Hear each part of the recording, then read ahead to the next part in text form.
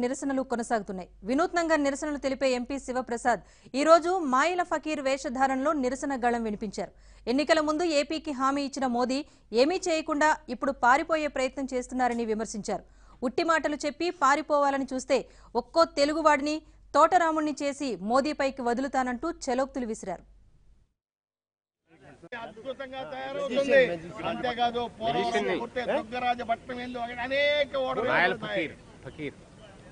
అన్నయ్య ప్రత్యేక హోదా లభిస్తుంది.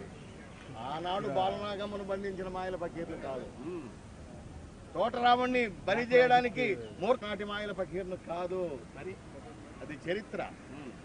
నాకంటే మాయల ఫకీర్ గాడు ఒకడు ఈ భవనంలో ఉన్నాడు, దాగున్నాడు అని. Sir 1 minute sir.